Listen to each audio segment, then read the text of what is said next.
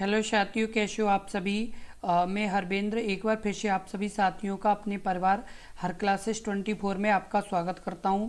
आज बात करेंगे यूपीएसआई के संविधान के बहुत ही जो महत्वपूर्ण प्रश्नों की लगातार वीडियो करा रहे हैं, उसमें ये अगली वीडियो है।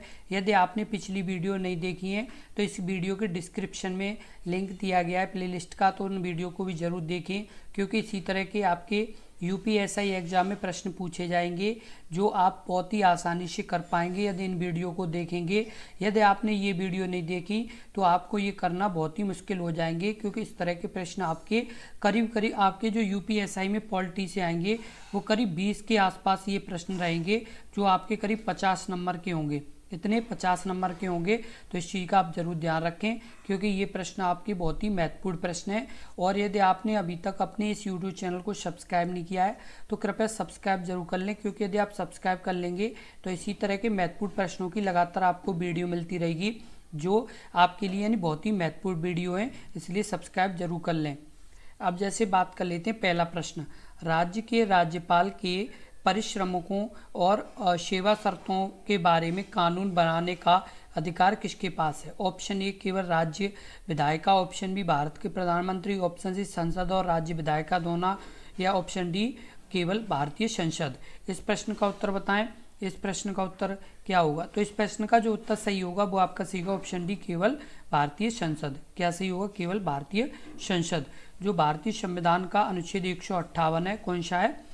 भारतीय संविधान का 158। इसके अंतर्गत उपबंधों के अनुसार राज्यों के राज्यपालों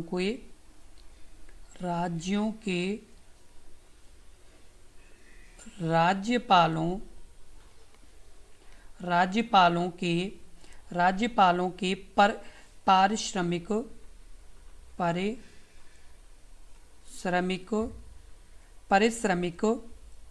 और सेवा शर्तों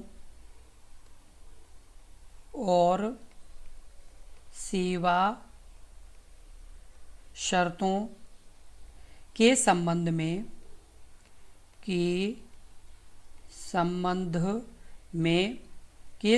में कानून बनाने का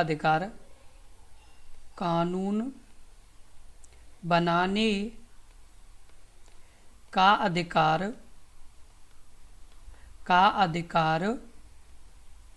संसद के पास है। किसके पास है? संसद के पास है। और ये किस में बताया गया है? तो भारतीय संविधान के 158 अनुच्छेद में बताया गया है। राज्यों के राज्यपालों के परिश्रम और सेवा शर्तों के संबंध में कानून बनाने का अधिकार किसके पास है? तो संसद के पास है। अगला प्रश्न है प्रश्न नंबर 2, को चंडीगढ़ के प्रशासक के रूप में नियुक्त किया जाता है। ऑप्शन ए राष्ट्रपति, ऑप्शन बी पंजाब के राज्यपाल, ऑप्शन सी हरियाणा के राज्यपाल, या ऑप्शन डी पंजाब एवं हरियाणा के राज्यपालों के वरिष्ठ। इस प्रश्न का उत्तर बताएं। इस प्रश्न का उत्तर क्या होगा? को चंडीगढ़ के प्रशासक के रूप में नियुक्त किया जाता है। इस प्रश्न का उत्तर बताएं। इस प्रश्न का उत्तर क्या होगा? तो इस प्रश्न का जो उत्तर सही होगा वो आपका सही होगा ऑप्शन बी पंजाब के राज्यपाल। पंजाब के राज्यपाल को चंडीगढ़ के प्रशासक के रूप में नियुक्त किया जाता है। अब आपको बता दें, पंजाब के जो राज्यपाल को चंडीगढ़ के प्रशासक के रूप में नियुक्त किया जाता है, और ये संविधान के अनुच्छेद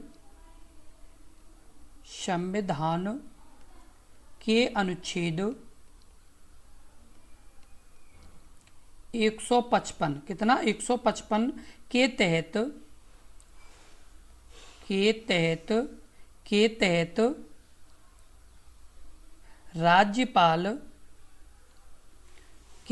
राज्यपाल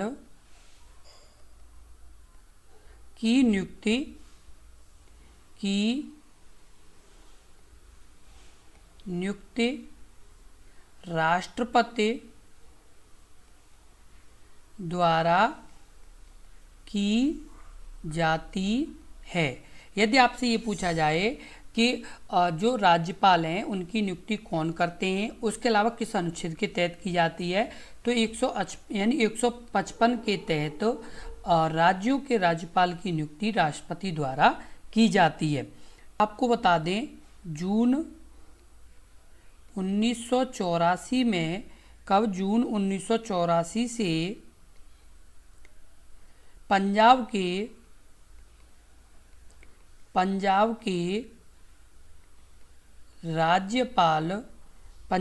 राज्यपाल को ही चंडीगढ़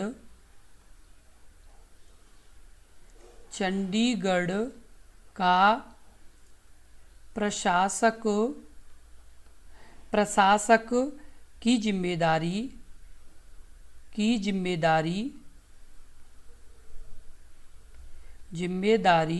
दी जाती है।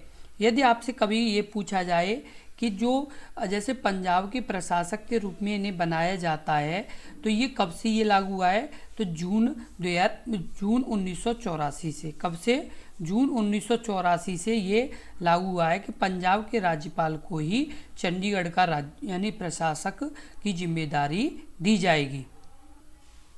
अगला प्रश्न है प्रश्न नंबर 3, राज्य के विश्वविद्यालयों के कुलाधिपति के रूप में कौन कार्य करता है? ऑप्शन ए संबंधित राज्य के राज्यपाल, ऑप्शन बी संबंधित राज्य के कानून मंत्री, ऑप्शन सी संबंधित राज्य के मुख्यमंत्री, ऑप्शन डी संबंधित राज्य के मुख्य सचिव। इस प्रश्न का उत्तर बताएं। इस प्रश्न का उत्तर क्या होगा? तो उत्तर सही होगा, वो आपका सही होगा ऑप्शन ए संबंधित राज्य के राज्यपाल। राज्य के विश्वविद्यालयों के कुलाधिपति के रूप में कौन कार्य करता है?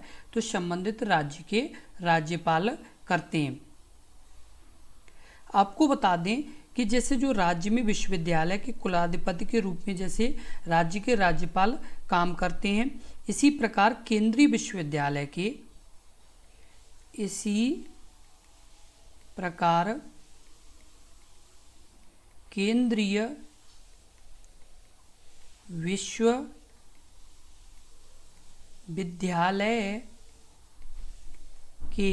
केंद्रीय विश्वविद्यालय के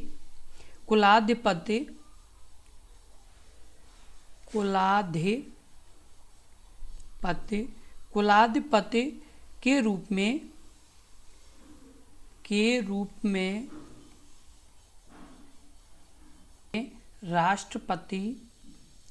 राष्ट्रपति काम करते हैं।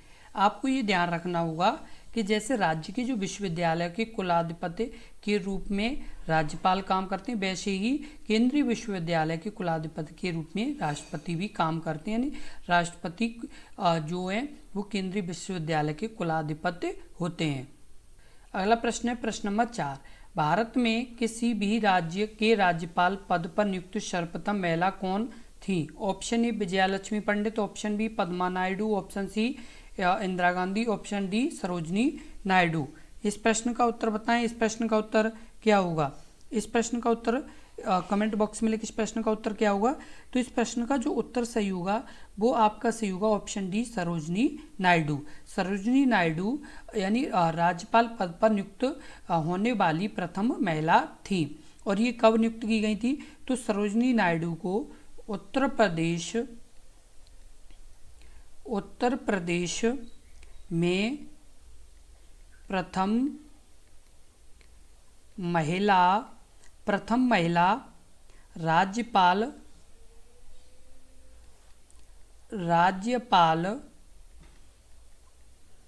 नियुक्त किया गया था। और कब? 15 अगस्त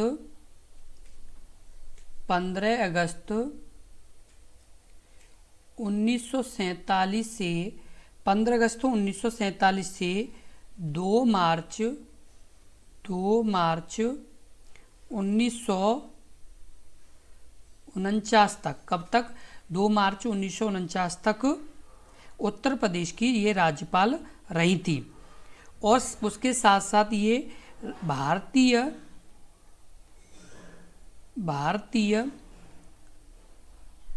राष्ट्रीय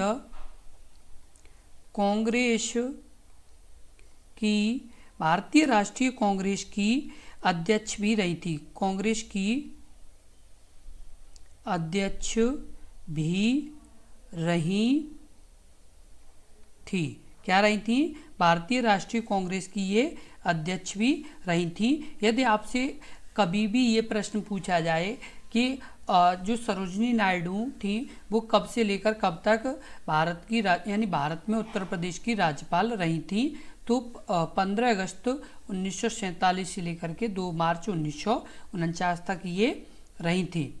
अगला प्रश्न, प्रश्न नंबर 5, राज्यपाल के महाधिवक्ता की नियुक्ति कौन करता है? ऑप्शन ए भारत के राष्ट्रपति, ऑप्शन बी राज्य के राज्यपाल, ऑप्शन सी केंद्रीय कानून मंत्री, या ऑप्शन डी उच्च न्यायालय के मुख्य न्यायाधीश। इस प्रश्न का उत्तर बताएं। इस प्रश्न का उत्तर क्या होगा?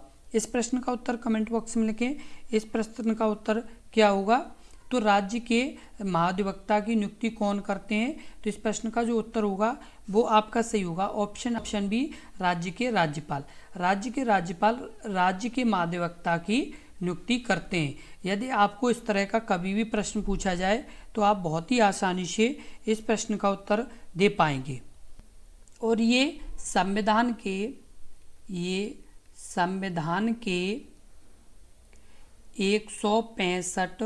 165 के अनुसार महाधिवक्ता की नियुक्ति राज्यपाल द्वारा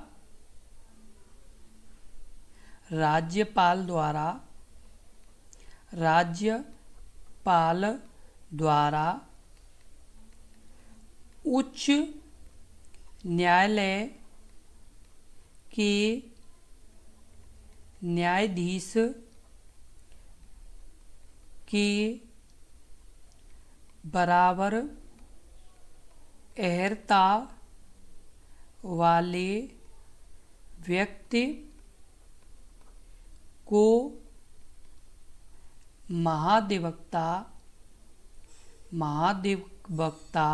महाधिवक्ता बनाया जाता है। किसे बनाया जाता है? जो मतलब जैसे राज्य के उच्च न्यायालय के न्यायाधीश की यानी जैसे नियुक्ति के लिए जो अर्हता की ज़रूरत होती है, उसी तरह से इस यानी जो महाधिवक्ता उनको यानी नियुक्त करने के लिए भी उतनी यानी जानकारी होनी चाहिए जितनी एक राज्य के उच्च न्यायालय के न्यायाधीश को होती है। उसके अलावा कानूनी विषयों पर राज्य सरकार को सलाह देने के लिए इनकी नियुक्ति की जाती है। किसमें? कानूनी विषयों पर राज्य सरकार को सलाह देने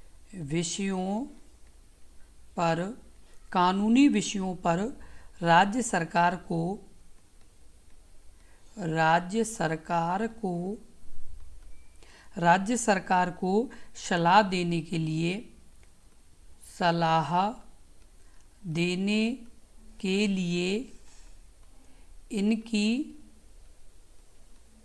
नियुक्ति की जाती है। इनकी नियुक्ति किसके लिए की जाती है?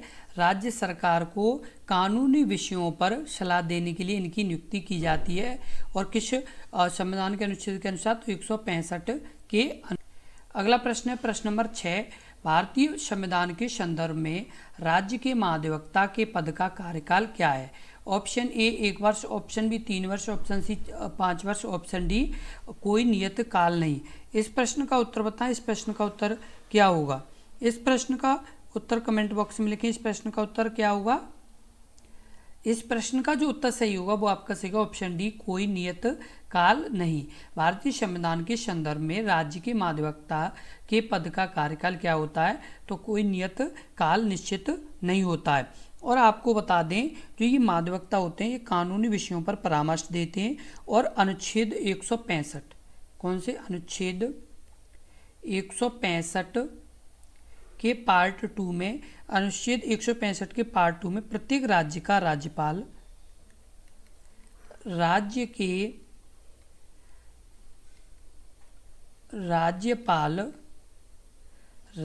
के उच्च न्यायालय के समान उच्च न्यायालय के यानी उच्च न्यायालय के न्यायाधीश के समान योग्यता रखने वाले व्यक्ति को महाधिवक्ता नियुक्त किए जाते हैं। क्या किए जाते हैं? यानी महाधिवक्ता बनाया जाता है। और आपको बता दें कि अनुच्छेद जो 165 का जो पहला है उसमें ये बताया गया है कि वह है राज्यपाल के प्रसाद पर्यंत पद धारण करते हैं। यानी पद धारण करते हैं। उसके अलावा 165 का तीसरे में बताया गया है, यह राज्य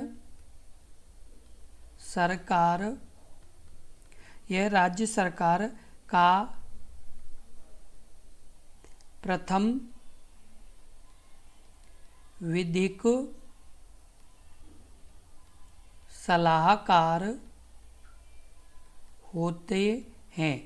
यानी यदि आपसे ये पूछा जाए कि राज्य सरकार के प्रथम विधिक सलाहकार कौन होते हैं, तो महाधिवक्ता होते हैं, क्योंकि ये बहुत ही मोस्ट इम्पोर्टेंट प्रश्न है। वैसे ही यदि आपसे ये पूछ लिया जाए कि भारत सरकार के यानी प्रथम विधिक सलाहकार कौन होते हैं, तो मान्यवादी। कौन होते हैं? मान्यवादी। कौन? मान्यवादी होते हैं। वैसे ही राज्य में प्रथम विधिक सलाहकार कौन होते हैं, तो महाधिवक्ता होते हैं। और ये किस अनुच्छेद के द्वारा नियुक्त किए जाते हैं, तो ये 165 के द्वारा महाधिवक्ता नियुक्त किए जाते हैं। किसके द्वारा? राज्यपाल के द्वारा नियुक्त किए जाते हैं। अगला प्रश्न है प्रश्न नंबर 7। किसी राज्य का महाधिवक्ता किसी प्रसाद पर्यंत अपना पद धारण करते हैं? ऑप्शन ए भारत के राष्ट्रपति, ऑप्शन बी संबंधित राज्य के मुख्यमंत्री, ऑप्शन सी संबंधित राज्य के कानून मंत्री, या ऑप्शन डी संबंधित राज्य के राज्यपाल। इस प्रश्न का उत्तर बताएं। इस प्रश्न का उत्तर क्या होगा? तो इस प्रश्न का जो उत्तर सही होगा वो आपका सही होगा ऑप्शन डी संबंधित राज्य के राज्यपाल। किसके द्वारा? यानी राज्य का महाधिवक्ता किसके प्रसाद पर्यंत अपना पद धारण करते हैं, तो संबंधित राज्य के राज्यपाल के द्वारा। और ये किस अनुच्छेद में बताया गया? तो 165 के पहले में ये बताया गया है कि राज्य के राज्यपाल के प्रसाद पर्यंत तक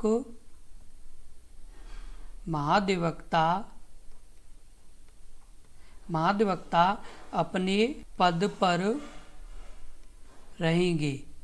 अब जैसे आपको ये बता दें कि ये प्रसाद पर्यंत क्या है, यानी ये एक तरह से ये है, राज्य के राज्यपाल जब तक जैसे चाहेंगे तब तक ही जो महाधिवक्ता है उन्हें यानी पद पर रखेंगे। जब उन्हें लगेगा कि जो राज्य के महाधिवक्ता हैं वो सही तरह से यानी अपना कार्य का पालन नहीं कर रहे हैं, तो वो उन्हें हटा भी सकते हैं। अगला प्रश्न है प्रश्न नंबर 8। राज्य विधानमंडल के दोनों सदनों की कार्यवाही में बोलने और भाग लेने का अधिकार निम्नलिखित में से किसे है? ऑप्शन ए राज्य के महाधिवक्ता, ऑप्शन बी राज्य के राज्यपाल, ऑप्शन सी उच्च न्यायालय के मुख्य न्यायाधीश, या ऑप्शन डी राज्य वित्त आयोग के अध्यक्ष। इस प्रश्न का उत्तर बताएं। इस प्रश्न का उत्तर क्या होगा? इस प्रश्न का उत्तर कमेंट बॉक्स में लिखें। इस प्रश्न का उत्तर क्या होगा? तो इस प्रश्न का जो उत्तर सही होगा वो आपका सही होगा ऑप्शन ए राज्य के महाधिवक्ता। क्या सही होगा? राज्य के महाधिवक्ता राज्य के विधानमंडल के दोनों सदनों की कार्यवाही में बोलने और भाग लेने का अधिकार रखते हैं। कौन? राज्य के महाधिवक्ता। और ये भारतीय संविधान के अनुच्छेद 177 में किसके यानी भारतीय संविधान के अनुच्छेद 177 के तहत महाधिवक्ता विधानमंडल की किसी भी सदन या दोनों सदनों की संयुक्त बैठक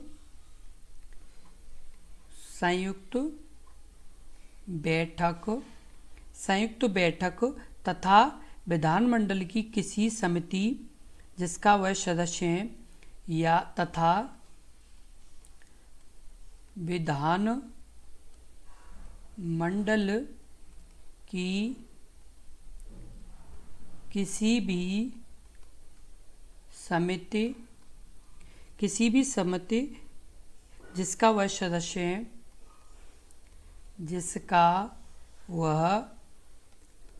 सदस्य है की कार्रवाई में भाग लेने तथा बोलने का अधिकार है। क्या? कि कार्यवाही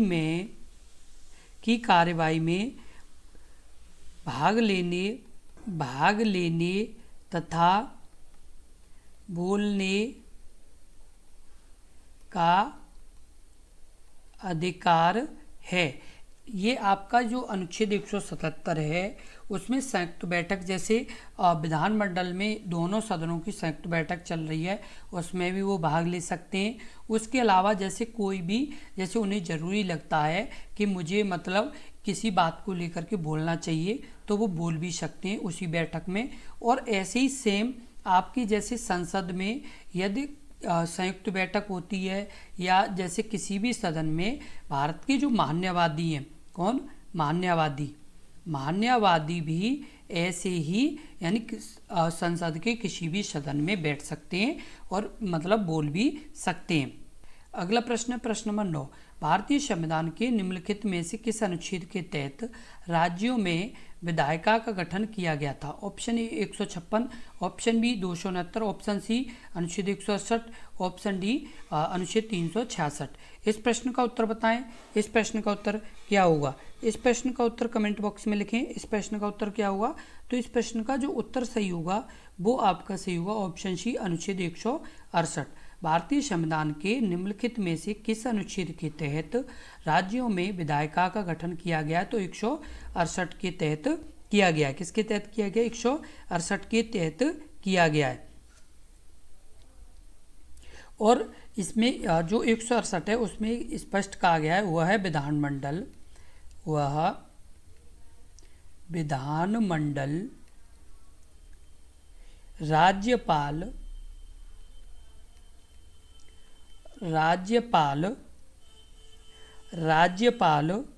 और एक सदन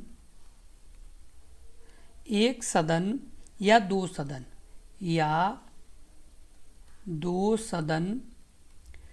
सदन से मिलकर बनेगा। दो सदन से मिलकर बनेगा। किससे? यानी राज्यपाल एक सदन या दो सदन से मिलकर के एक क्या तैयार होता है? तो विधानमंडल बनेगा। उसके अलावा वहाँ एक नाम विधानमंडल परिषद और दूसरा नाम विधानसभा हुआ। क्या? यानी एक नाम विधान परिषद और दूसरा नाम विधान मंडल होगा। और आपको एक और महत्वपूर्ण बात बता दें कि जरूरी नहीं है कि प्रत्येक राज्य में विधान परिषद हो। कुछ राज्यों में विधान परिषद हैं, कुछ में नहीं है, लेकिन विधानमंडल सभी राज्यों में है। यानी किसमें? यानी कुछ राज्यों में विधान परिषद नहीं है लेकिन विधानमंडल सभी राज्यों में है। तो जरूरी नहीं है कि विधान परिषद सभी राज्यों में हो। और आपको बता दें एवं जहां एक सदन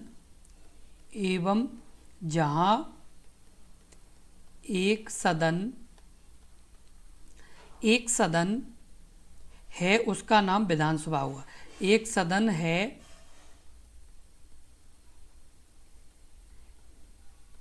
उसका नाम विधान सभा होगा।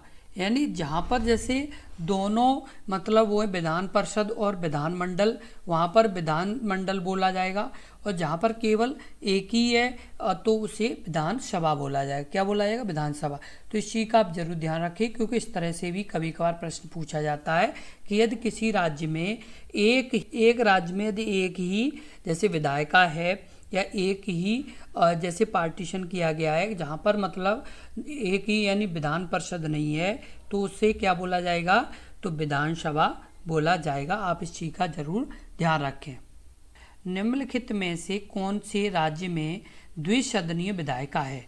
Option A Kerala, option B Rajasthan, option C Bihar, option D Tamil Nadu. इस प्रश्न का उत्तर बताएं। इस प्रश्न का उत्तर क्या होगा? इस प्रश्न का जो उत्तर सही होगा वो आपका सही होगा ऑप्शन सी बिहार। निम्नलिखित में से कौन से राज्य में द्विसदनीय विधायिका है? तो बिहार में द्विसदनीय विधायिका है। अब जैसे आपको बता दें कि जैसे भारत में कितने राज्यों में द्विसदनीय विधायिका है? तो 6 में। कितने में? 6 राज्यों में। 6 राज्यों में। उनमें 6 राज्य वो हैं कौन कौन से? तो आंध्र प्रदेश, उसके अलावा बिहार और उत्तर प्रदेश, उसके अलावा और क्या है? महाराष्ट्र के अलावा कर्नाटक और तेलंगाना। आंध्र प्रदेश, बिहार, उत्तर प्रदेश, महाराष्ट्र, कर्नाटक, तेलंगाना। अभी कितने राज्यों में? 6 राज्यों में विधान परिषद है। क्या है? विधान परिषद है। और पहले जो थी वो 7 राज्यों में थी। कितने में? 7 राज्यों में थी, जिसमें जम्मू कश्मीर को 2019 में